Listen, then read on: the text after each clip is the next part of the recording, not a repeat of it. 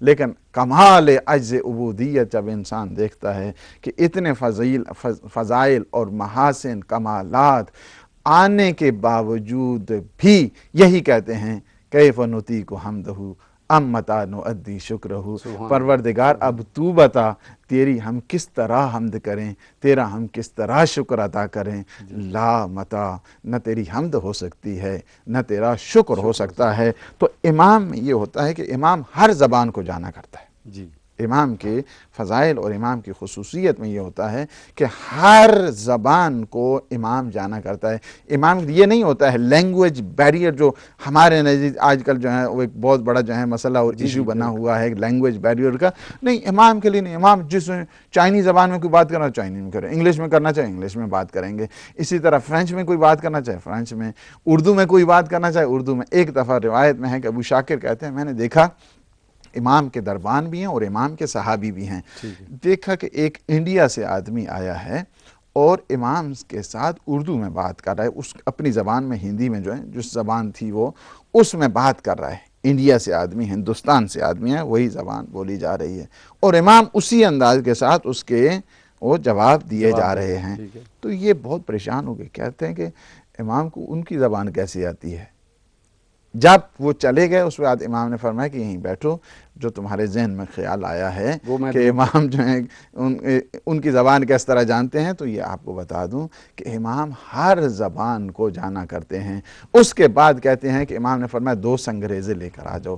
ایک سنگریزہ جب لائے کہ امام نے فقط اپنی زبان پہ تر کیا اور فرمایا اب اسے اپنے دہن میں رکھ لو، منہ میں رکھنا تھا۔ کہتے ہیں کہ گویا اس طرح کے 70 زبانوں کے جتنے اسرار ہیں سب کے سب کھل گئے، اور اس طرح ہندی بول رہے تھے کہ جس طرح ایک جو ہے مادری زبان کوئی بولا کرتا ہے۔ تو یہ امام علیہ السلام کی علم ہے، ان کا تقویٰ ہے، ان کی شہامت ہے، ان کی خصوصیات کے اندر، یعنی یہ خصوصیات کے اندر شامل ہوتا ہے، نبی کے اندر بھی، معصوم کے اندر بھی، اور امام کے اندر یہ کوالٹیز ہیں۔ اگر کوئی امام، اگر کوئی نبی، اگر کوئی رسول اس میں علم لدنی نہیں ہے تو وہ اسے نبی بھی نہیں کہتے ہیں، اسے رسول بھی نہیں کہتے ہیں، اور اسے امام بھی نہیں کہتے ہیں۔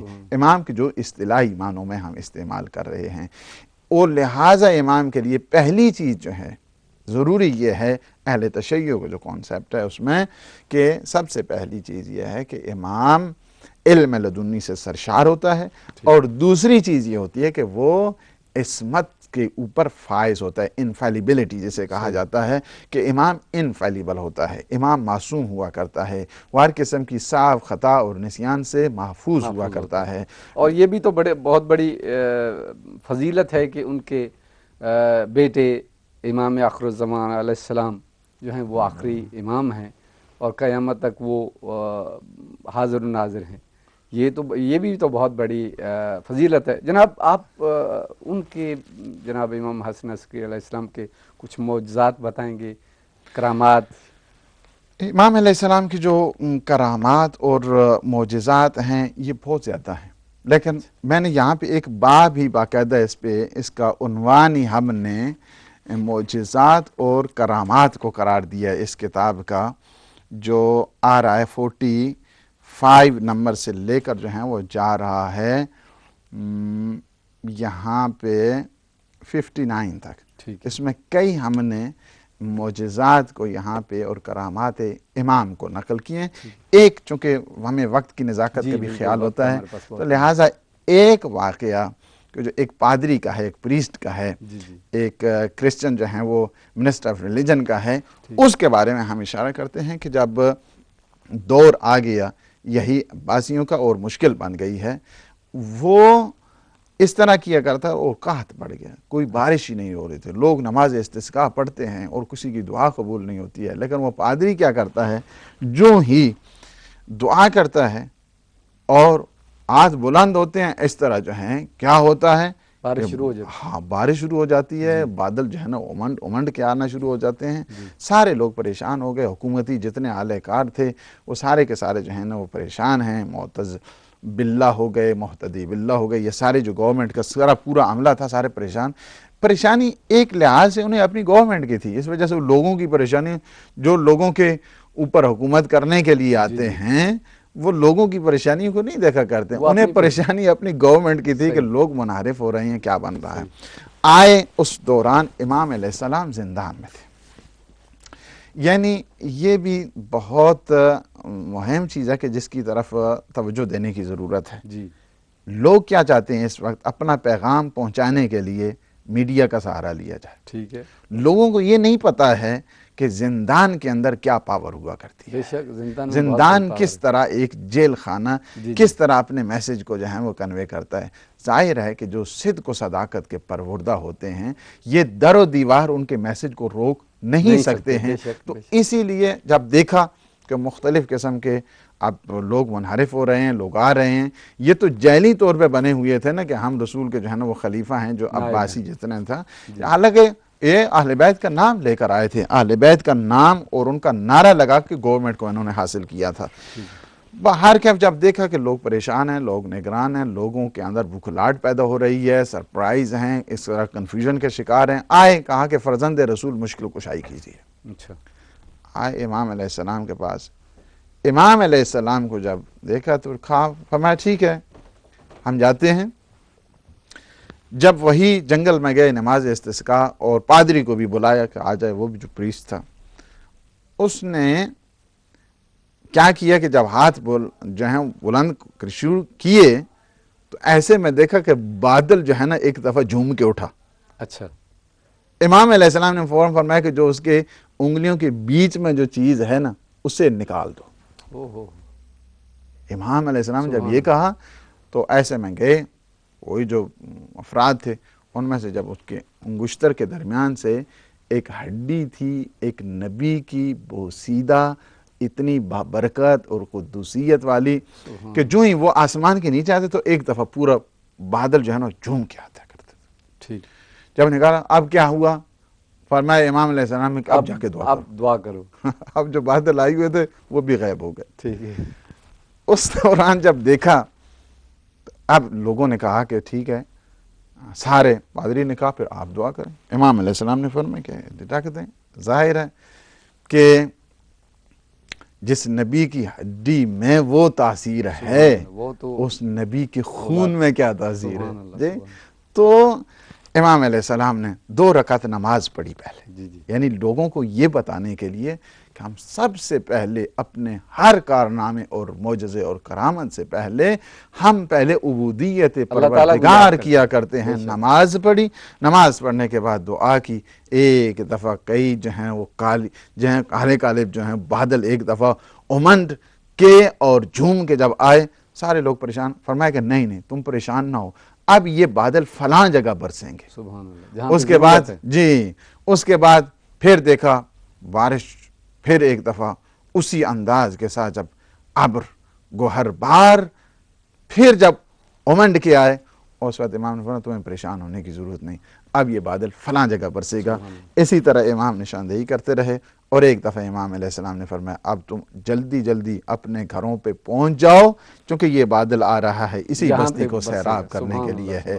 اچھا، میں آپ سے یہ دریافت کرنا چاہوں گا کہ معجزہ اور کرامات میں کیا؟ ہاں، میں بالکل، یہ بھی بہت جو ہے نا وہ اچھا کویشچن ہے۔ میں ایک فقط جو ہے نا یہاں پہ بات وہ کرنا وہ چاہوں گا، وہ یہی ہے کہ جس نبی کے اس ہڈی کے اندر یہ اثر ہے کہ جو نان مسلم بھی مانتے ہیں، اس نبی کے جوار پہ جاننا، اس نبی کی زیارت کرنا، اس نبی کے وہاں پہ استقبال کرنا اور سلام، اور اس نبی کی قبر کو چومنا بدعت و شرک نہیں ہوا کرتا ہے، بلکہ یہ تو آداب الہی کو سکھانے کا ذریعہ بنے کرتے ہیں۔ جہاں تک ہے معجزہ اور کرامت کا تعلق، معجزہ ہمیشہ معجز نما کے ہاتھ میں ہوتا ہے۔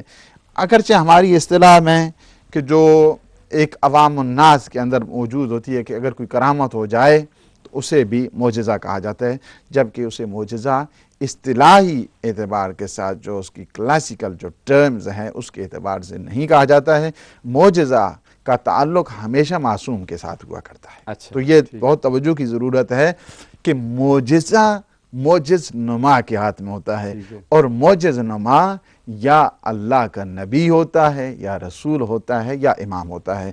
اس کے علاوہ جو کرامات کا تعلق ہے، جتنے اولیاء الہی ہیں سب ان کا تعلق کرامات کے ساتھ ہوتا ہے۔ ولی خدا معجزہ نہیں کرتا ہے بلکہ کرامت دکھایا کرتا ہے۔ معجزے کا تعلق نبی اور امام اور رسول کے ساتھ مخصوص ہوا کرتا ہے کہ جو معصوم ہوا کرتے ہیں۔ تو اولیاء خدا ہیں وہ بھی تصرف کر سکتے ہیں، ایسی اس میں جو ہے نا وہ یعنی ان میں کوئی کرامات، ان کو کرامات آپ بالکل انہیں معجزہ نہیں کہا جاتا ہے، انہیں کرامات کہا جاتا ہے۔ تو جو کرامات کا تعلق ہے وہ غیر معصوم سے بھی صادر ہو سکتی ہیں، لیکن معجزہ غیر معصوم سے صادر نہیں ہوتا ہے۔ نہیں ہو سکتا۔ تو یہ فرق ہے دونوں میں، معجزہ اور کرامت کے اندر۔ تو میں یہ پوچھنا چاہوں گا کہ کیونکہ یہ جناب امام پاک حق کے امام ہیں، اور ظاہر ہے یہ جو حق کا امام ہوتا ہے یہ اللہ تعالیٰ کی وحدانیت اور اب رسول پاک صلی اللہ علیہ وسلم کی نبوت کو بچانے کے لیے اور ان کے مشن کو تقویت دینے کے لیے امام ہوتے ہیں۔ تو امام پاک کی زندگی کا ایک بہت بڑا واقعہ ہے جو کہ اسحاق کندی کے ساتھ پیش آیا، جسے تناقض قرآن کہتے ہیں۔ اس واقعے کے بارے میں کچھ آپ فرمائیں گے؟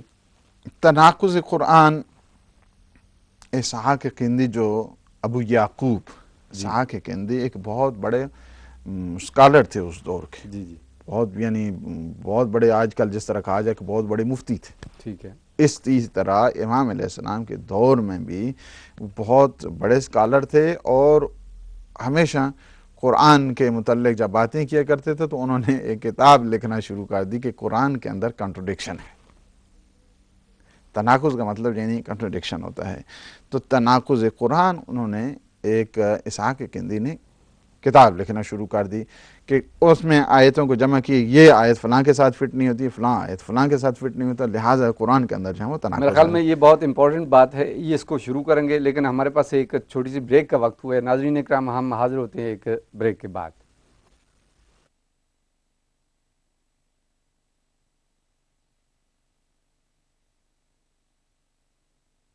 پھر سے اسباب النجات پروگرام کے ساتھ آپ کے سامنے حاضر ہیں۔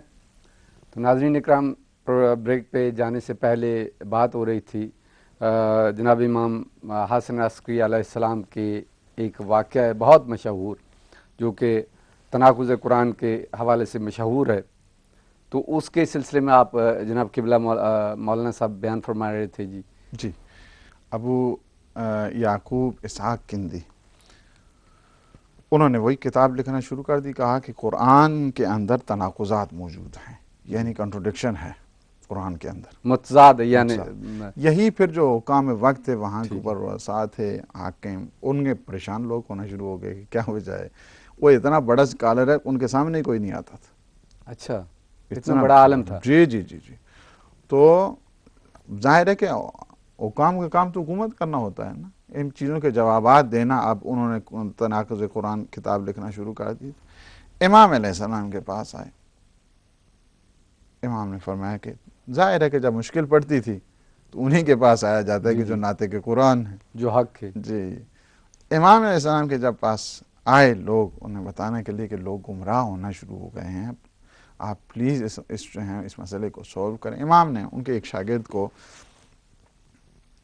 بلایا، امام نے فرمایا کہ اپنے استاد کو سمجھائیں یہ قرآن کے اندر تناقض نہیں ہے، آپ کے ذہن کے اندر تناقض ہے۔ کہا کہ یا امام ہم کیسے بتائیں، وہ تو ہمارے استاد ہیں، ہماری تو ضرورت ہی نہیں پڑتی ہے۔ امام نے فرمایا تم سوال تو کر سکتے ہو نا، آخر شاگرد ہو کہ سوال کرو، کہاں سوال کر سکتا ہوں۔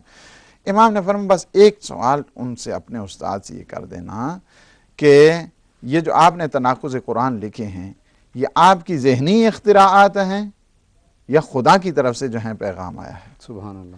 اگر ذہنی اختراعات ہیں تو پھر خدا کے ساتھ کیا ربط ہے؟ اور اگر خدا کی طرف سے پیغام آیا ہے تو جبریل تمہارے پاس کب نازل ہوا؟ سبحان اللہ۔ یہ جملہ کہنا آپ کہتے ہیں کہ وہی شاگرد گیا، شاگرد نے کہا کہ استاد جی ایک ذہن میں اندر ایک سوال پیدا ہوتا ہے، سوال اٹھ رہا ہے کہ یہ آپ جو تناقض قرآن کہتے ہیں یہ آپ کی ذہنی اختراعات ہیں، یہ جو آپ کی جو ہے نا مینٹل انونشنز ہیں، یہ کیا چیز ہیں؟ یہ ایجادات آپ کی طرف سے ہیں یا خدا کی طرف سے ہیں؟ خدا کی طرف سے ہیں تو وہی آپ پہ کب نازل ہوئی؟ جی اگر آپ کی ذہنی جو ہے مسئلے کھڑے اور تراشے ہوئے ہیں تو وہی خدا کے ساتھ ان کا کیا رابطہ ہے؟ بے شک کہا کہ ایک دفعہ جو ہے سنبھل کے کہا کہ یہ کویشچن آپ کو کس نے بتایا؟ کس نے بتایا؟ کہا کہ نہیں میرے ذہن میں. کہا نہیں، جو بات ابھی تک استاد استاد کے کے ذہن ذہن میں میں نہیں آئی ہے وہ شاگرد کے ذہن میں کہاں پہ آ سکتی ہے؟ بالآخر یہ کویشچن کہیں اصل مقام سے اصل جو ہے آیا ہے. کہا کہ جب مسلسل اسرار کہا کہ یہ اصل میں جو کویشچن ہے میرے آقا ابو الحسن امام حسن عسکری علیہ الصلوۃ والسلام نے یہ اٹھایا. میں کہ اپنے جا کر استاد سے پوچھو. ایک دفعہ اچھل کر کہا کہ ہاں، جو راسخون فی العلم ہوتے ہیں اور ان کا علم اسی طرح سمندر کے اندر جس طرح ٹھاٹھیں مار رہا ہے اس طرح ان کا علم خالص ہو کر آتا ہے. کہتے ہیں اس تناقض قرآن اس نے جتنی کتاب لکھی ہوئی تھی جمع کی، سب کو اس نے جلا دیا. کہا کہ میں غلطی پر تھا، فرزند رسول نے میری ہدایت کر دی ہے. تو یہاں سے کئی چیزیں آپ دیکھتے ہیں کہ جہاں جہاں کے اوپر قرآن کا مسئلہ جب سمجھ نہ آئے تو ان کے پاس انسان چاہے کہ جو ناطق قرآن ہیں، جو وارث قرآن ہیں، جو راسخون فی العلم ہیں، جن سے اگر یہ کتاب خدا کا جو اجمال ہے تفصیل ملتی ہے تو اہل بیت کے در سے ملا کرتی ہے. وہی ہیں کہ جو حقیقت میں یہ بتایا کرتے ہیں کہ یہ قرآن کب نازل ہوا ہے، سفر میں نازل ہوا. اسی وجہ سے روایت کے اندر یہ ہے نا، میرے مولا امیر المؤمنین فرماتے ہیں سلونی عن کتاب اللہ، کتاب خدا کے بارے میں مجھ سے سوال کرو، میں تمہیں بتاؤں گا کہ یہ آیت سفر میں نازل ہوئی یا حضر میں نازل ہوئی، بحر میں نازل ہوئی یا بر میں نازل ہوئی، کہاں لیل میں نازل ہوئی یا دن میں نازل ہوئی، کب نازل ہوئی بتاؤ. میں تو اپنے رسول کی اتباع اس طرح کیا کرتا تھا کہ جس طرح ایک ناکے کا بچہ اپنے ناکا کی پیروی کیا کرتے ہیں، یعنی وہی قدم قدم کے اوپر. اور ظاہر ہے کہ اسی علم کے جو پروردہ ہیں، علم لدنی کے حاملین ہیں، وہی حقیقت قرآن کو بتا سکتے ہیں. اور یہ بتا دیے کہ خواہ مخواہ ذہنی تعویلیں نہ کیا کرو قرآن کے سلسلے میں، بلکہ یہ دیکھا کرو کہ صاحبان قرآن نے، وارثان قرآن نے، حاملان قرآن نے قرآن کے متعلق کیا کہا ہے. تو یہ بہت مہم چیز ہے کہ اپنی ذہنی اختراعات ہیں، یعنی قرآن فہمی بہت ضروری ہے. قرآن کے سلسلے میں انسان تدبر کرے، تفکر کرے، قرآن کی شناسائی، قرآن کی معرفت. اور قرآن کی شناسائی ظاہر ہے کہ جو اہل معرفت ہیں انہی سے ہوا کرتی ہے. فاسألوا اہل الذکر ان کنتم لا تعلمون، کہ جب انسان کسی مشکل میں پڑ جاتا ہے تو مشکل کشا یہی ہیں کہ جن کے در پر انسان آ کر، جسمانی مشکلات ہیں تو یہاں حل ہوتی ہیں، روحانی مشکلات ہیں تو یہاں حل ہوتی ہیں. تو جناب میں یہ پوچھنا چاہوں گا، کیونکہ اس دور میں خاص کر ان ممالک میں، یورپین ممالک میں، ہم روزی کے پیچھے بھاگ رہے ہیں، پیسے کے پیچھے بھاگ رہے ہیں اور عبادات میں بہت ہی پیچھے ہیں. تو عبادات کے سلسلے میں جناب امام پاک کے عبادات کا کیا ان کی عبادات کے سلسلے میں آپ کچھ فرمائیں گے؟ جی، عبادت واقعاً ایک آپ نے بہت اچھی جو جملہ کہا کہ ہم اس مادیت کے دور میں غرق ہیں، اور بالخصوص ان جب کہ جہاں ہائی ٹیک اور انسان جو ہے نا وہ اس ماڈرن دور کے اندر زندگی گزار رہا ہے. بس میں اتنا کہوں گا کہ ہمیں ہر چیز کا ڈھنگ آتا ہے. بزنس کو ہم اچھے طریقے سے بنا لیتے ہیں، کیا اس کے اندر پیچ و خم کرنے ہیں وہ ہمیں اچھے آتے ہیں. دنیا کی تجارت اور اس میں ہم بہت اچھے جاتے ہیں. دنیا کی معاملات اس میں ہمیں بہت اچھے گر آتے ہیں. ہمیں اگر گر نہیں آتا ہے، سلیقہ نہیں آتا ہے، تو وہ سلیقہ عبادت نہیں آتا ہے کہ اپنے پروردگار کے ساتھ کس طرح ہم کلام ہوئے جائے، اپنے پروردگار کے ساتھ کس طرح گفتگو کی جائے. عبادت اصل میں فخر ہے ایک بندے کا. عبادت اصل میں ایک مقام اور ایک منزلت ہے بندے پروردگار کی.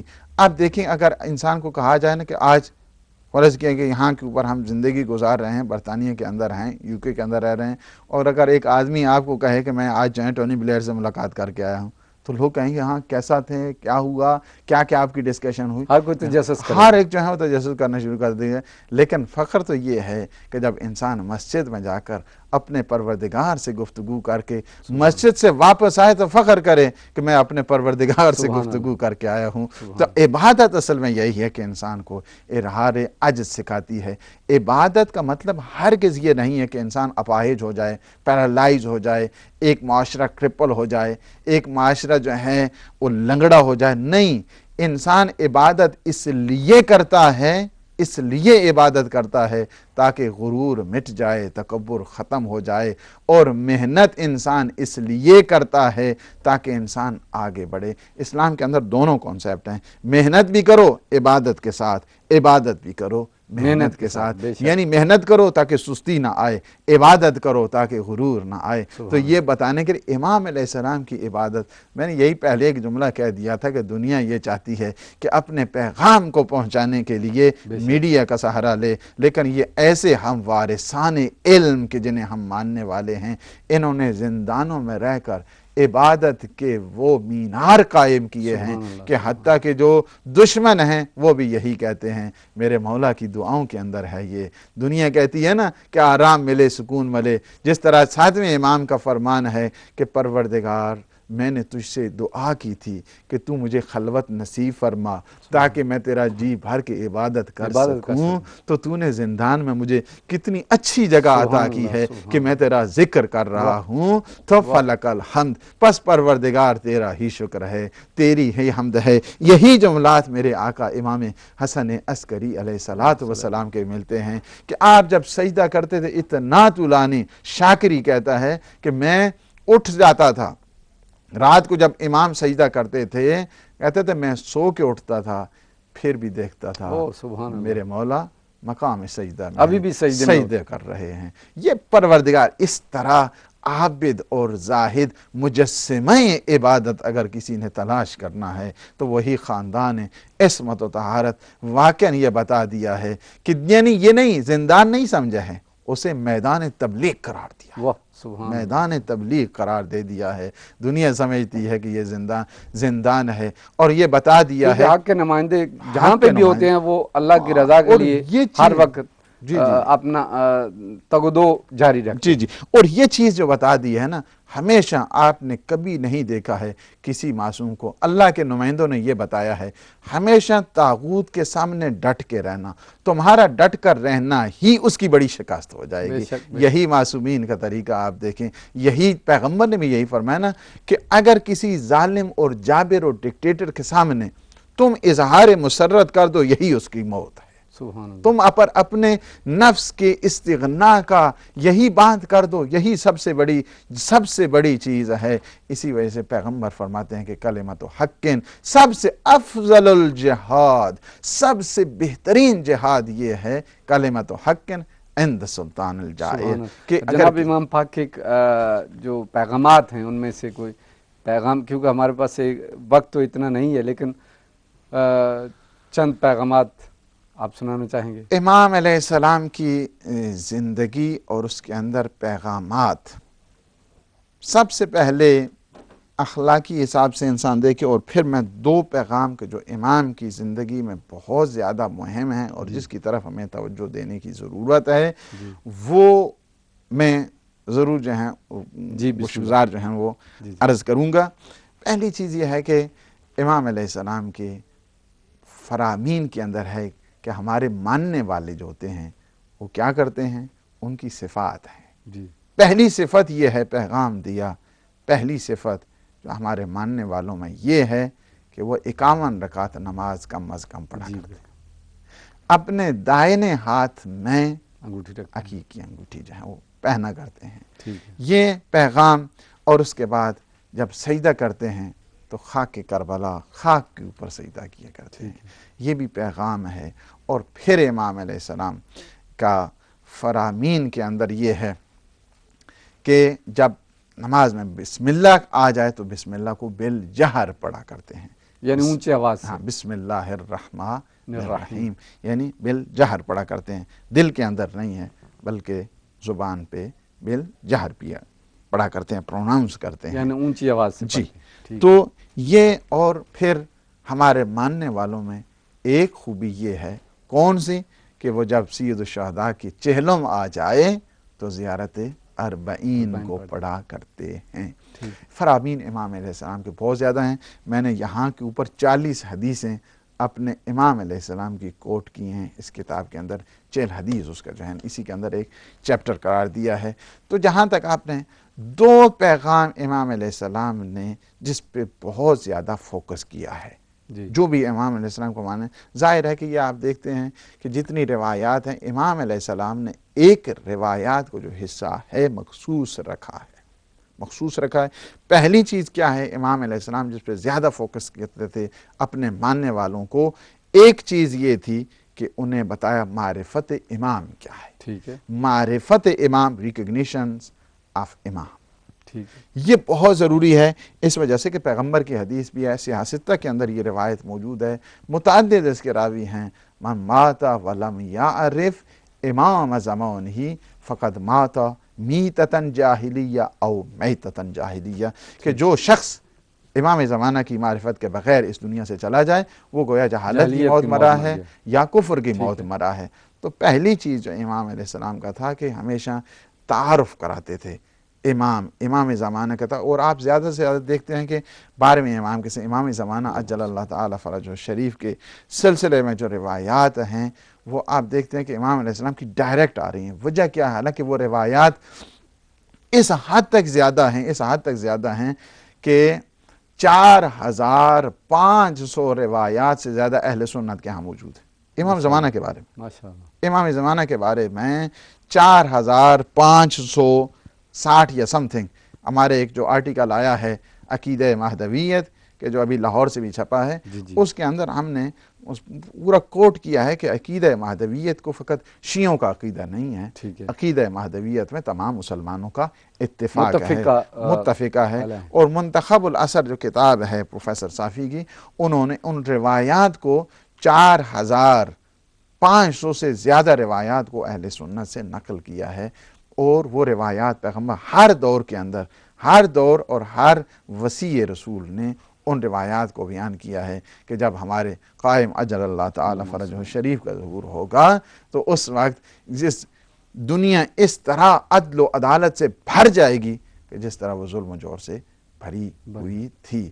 تو لہٰذا ایک چیز یہ ہے کہ ہمیشہ دعا کریں، یعنی امام علیہ السلام نے معرفت امام کے اوپر بہت زیادہ توجہ دلائی ہے، وہ دعا بھی انسان کیا کرے، اللہم عرفنی نفسک وانک ان لم تعرفنی نفسک لم اعرف نبیک، اللہم عرفنی رسولک فانک ان لم تعرفنی رسولک لم اعرف حجتک، اللہم عرفنی حجتک فانک ان لم تعرفنی حجتک ضللت عن دینی۔ یہ دعا معرفت امام کے سلسلے میں تاکہ انسان کا دل نورانی ہو جائے، یہ دعا پڑھا کریں۔